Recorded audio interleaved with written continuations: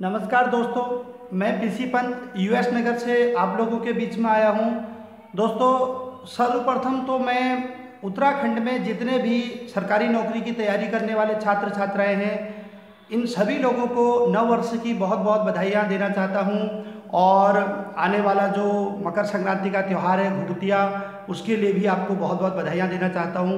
मेरी तरफ से सभी लोगों को सादर नमस्कार है। सर्वप्रथम दोस्तों, मैं आज आप लोगों के बीच में जो आया हूँ, इसका यह विषय है कि मैं ये आशा करता हूँ कि नए साल में सरकार खूब अच्छी अच्छी वैकेंसी निकाले। और जैसा कि आप जानते हैं, दिसंबर लगभग जाने वाला है। आज 26 दिसंबर 2018 ये हो चुका है, 26 तारीख निकल चुकी है। जैसा कि आप सभी लोग जानते हैं कि हमारी सरकार के द्वारा अभी पूर्व में, या ये कह लीजिए कि आयोग जो हमारा उत्तराखंड अधीनस्थ चयन आयोग है, इसके द्वारा यह घोषणा की गई थी कि हम नवंबर माह में विज्ञप्ति निकालेंगे बीपीडीओ सहित करीब 1800 पदों पर। जैसा कि आप देख पा रहे हैं, नवंबर का महीना चले गया। उसके बाद हमारे कुछ भाई लोगों ने देहरादून में रैलियां की थी। उत्तराखंड बेरोजगार संघ की तरफ से रैलियां हुई थी, शैक्षिक बेरोजगार संघ की तरफ से रैलियां हुई, करीब 2-3 रैलियां हुई। तो फाइनली उसमें ये बोला गया कि जो 4 दिसंबर को रैली हुई, उसके बाद भी ये स्टेटमेंट आता है कि दिसंबर माह में बम्पर भर्तियां की जाएंगी। जिसके जो साक्ष्य हैं वो कई न्यूज़पेपर हैं। न्यूज़पेपरों के माध्यम से यह सूचित किया गया कि दिसंबर माह में आयोग बम्पर भर्तियां करने जा रहा है। कि जैसा कि आप यहाँ स्क्रीन पे देख पा रहे हैं दोस्तों, यहाँ पर देखिए लिखा हुआ है कि नीचे देखिए जहाँ मैंने गोल किया है, यहाँ लिखा हुआ है कि रिक्त पदों की संख्या करीब 1800 है। अधीनस्थ सेवा चयन आयोग को नई भर्ती के लिए कई विभागों का प्रस्ताव मिल चुका है। आयोग के सचिव संतोष बड़ोनी जी के मुताबिक नवंबर में आवेदन प्रक्रिया शुरू हो जाएगी। तो महोदय, इन महोदय का अभी नवंबर आया नहीं है। और जैसा कि आप जानते हैं, यहाँ पर पीछे पूरे पेज में आप पढ़ सकते हैं, ग्राम विकास अधिकारी के लिए ग्रेजुएशन होगा। बहुत सारे रिक्त पद यहाँ पे दिखा रखे हैं। तो आज इसी विषय को लेकर के मैं आपके बीच में आया हूँ। कुछ करना चाहता हूँ जिससे कि आयोग को ये पता चले कि भाई भोले भाले युवाओं को बेवकूफ़ बनाना कैसा होता है। देखिए दोस्तों, सीधी सीधी बात है, मेरे कई सारे मित्रों ने ये बोला कि आयोग के खिलाफ बोल के क्या फ़ायदा, हमें सरकार के खिलाफ लड़ना चाहिए।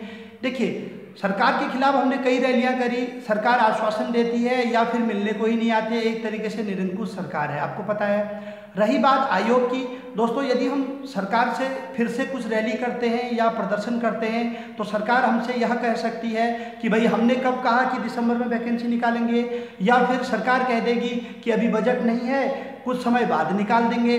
तो दोस्तों, यहाँ जैसा कि आप देख पा रहे हैं कि जो आयोग के सचिव हैं संतोष बड़ोनी जी ने स्वयं स्वीकार किया है कि हम नवंबर में ही भर्ती प्रक्रिया निकाल देंगे, भर्ती प्रक्रिया शुरू कर देंगे। उसके बाद दिसंबर बोला गया और अब दिसंबर भी जाने वाला है। तो दोस्तों, एक विचार मन में आया है कि क्यों ना जो इनके तुगलकी फरमान हैं, इनके फरमान इन्हीं पर पलट दिए जाएं।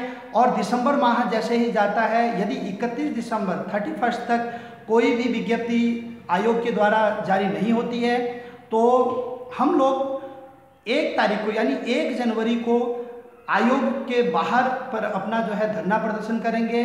और दोस्तों, इस धरना प्रदर्शन में जो सबसे बड़ी बात है कि हम लोग जो लोग सरकारी जॉब की तैयारी करने वाले हैं, उन लोगों की तरफ से एक सत्याग्रह होगा। सत्याग्रह इस तरीके से होगा कि उसमें न तो किसी प्रकार की रैली या हो हल्ला होगा, न कोई नारेबाजी होगी और न कोई जो है अतिरिक्त प्रदर्शन होगा, बल्कि हमने अपनी नाराजगी व्यक्त करनी है कि आयोग ने हमसे बोला था और आयोग अब वैकेंसी नहीं निकाल रहा है। देखिए दोस्तों, पिछले 3 दिन से इस पर रणनीति बनाई जा रही है। उत्तराखंड बेरोजगार संघ और तमाम हमारे जो युवा भाई बहन लोग हैं अलग अलग ज़िलों से, वो लोग अपनी अपनी राय दे रहे हैं। अभी कल देहरादून में भी एक प्रेस नोट जारी किया गया है हमारे द्वारा, और उत्तराखंड में भी कुमाऊं कार्यकारिणी बन गई है।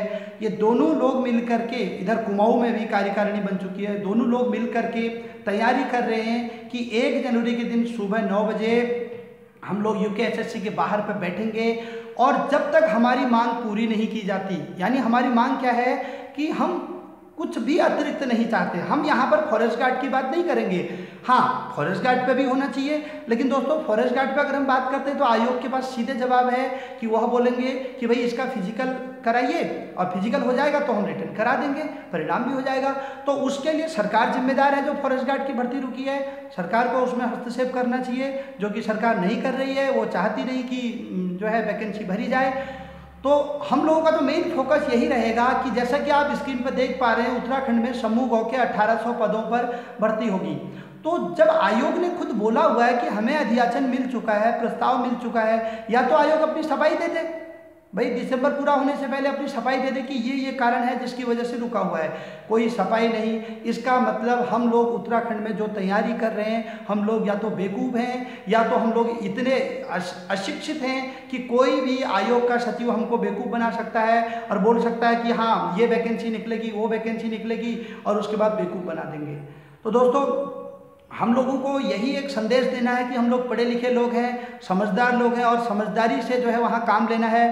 तो मैं आप लोगों के सामने ये वीडियो इसलिए लेकर आया हूँ, मैं आपसे पर्सनली ये आग्रह कर रहा हूँ कि मैं यहाँ से कुमाऊँ से पहुँच रहा हूँ देहरादून, और वहाँ पर जो है हमारे बॉबी पवार जी हैं, बहुत सारे युवा हैं और बहुत सारे लड़के हैं जो सक्रिय लड़के हैं, गिरीश रावत जी हैं, वीरेश चौधरी जी हैं, और यहाँ पर कुमाऊँ से राजेश चंदौला जी आप परिचित होंगे, जिन लोगों ने ये संविदा कर्मियों के खिलाफ हाईकोर्ट में रिट लगाई थी, हिमांशु जोशी जी, ये सभी लोग हमारे साथ चल रहे हैं। और पिथौरागढ़ से कविंद्र कार्की जी हम लोगों के साथ हैं। तो हम लोग जा रहे हैं अपनी इस मांग को मनवाने कि आयोग ने आखिर बोला तो बोला क्यों।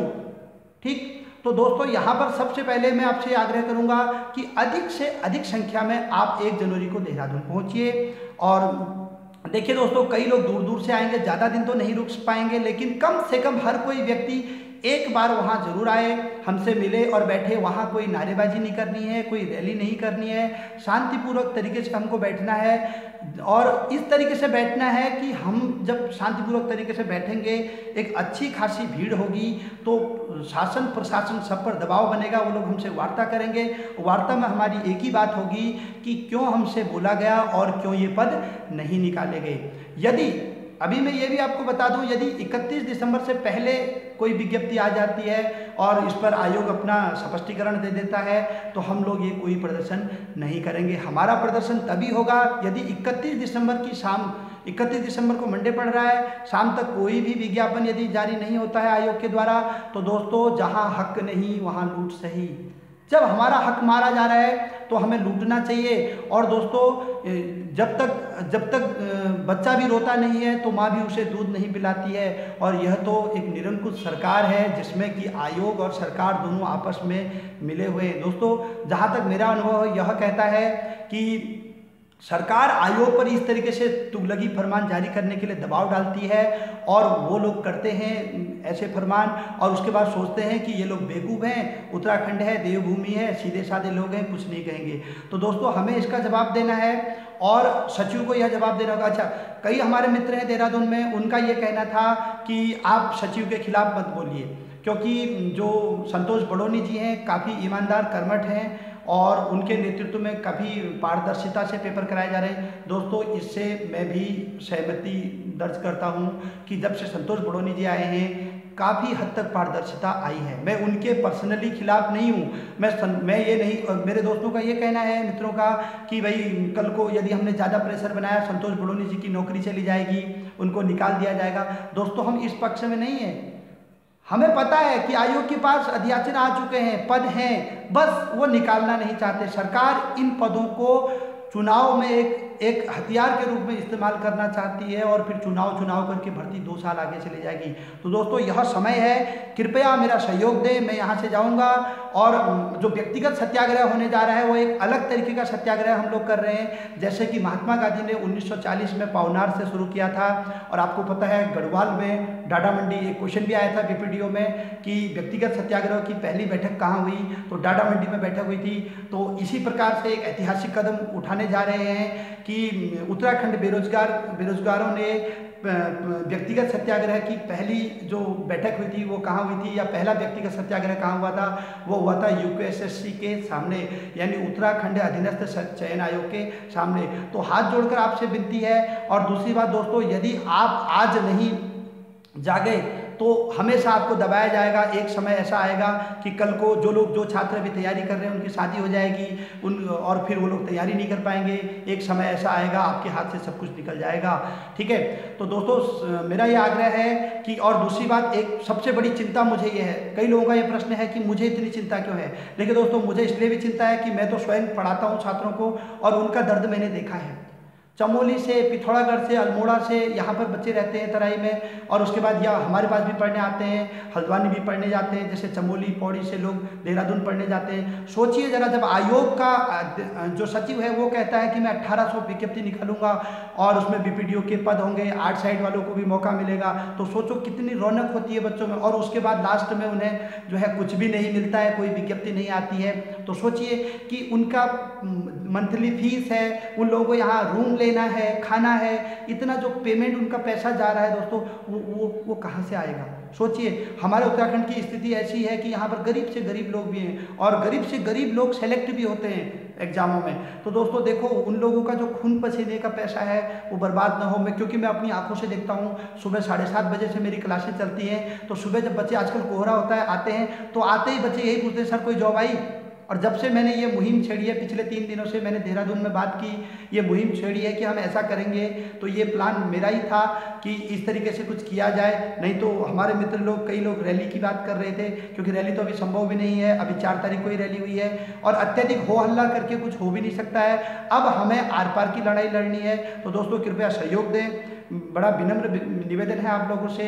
और दूसरी बात, ये आपके हक की लड़ाई है, किसी की कोई पर्सनल लड़ाई नहीं है। और एक बात मैं और यहाँ पे स्पष्ट कर देना चाहता हूँ, यह कोई भी राजनीतिक लड़ाई नहीं है। हम में से कई लोग ऐसे होंगे जो बीजेपी के अध्यक्ष होंगे, या बीजेपी के सदस्य होंगे।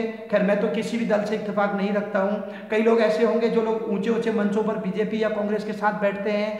हमें इन चीज़ों से कोई मतलब नहीं है, कोई राजनीति से कोई लेना देना नहीं है। हमारा उद्देश्य केवल एक है कि यूपीएसएससी के सचिव अपने बयान के अनुसार इस भर्ती को जारी कर दें और हम उसी समय उठ जाएंगे और उनकी जय जय कर देंगे। ठीक है, और बाकी हमें सरकार से कोई नाराज़गी नहीं है, हमें कोई लेना देना नहीं है, हमें किसी से, बस हमको अब इनके वादे के अनुसार हम चाहते हैं कि जो वादा किया हुआ है उसको पूरा किया जाए, या फिर क्या कारण है उसको बताया जाए और इस पर स्पष्टीकरण हो।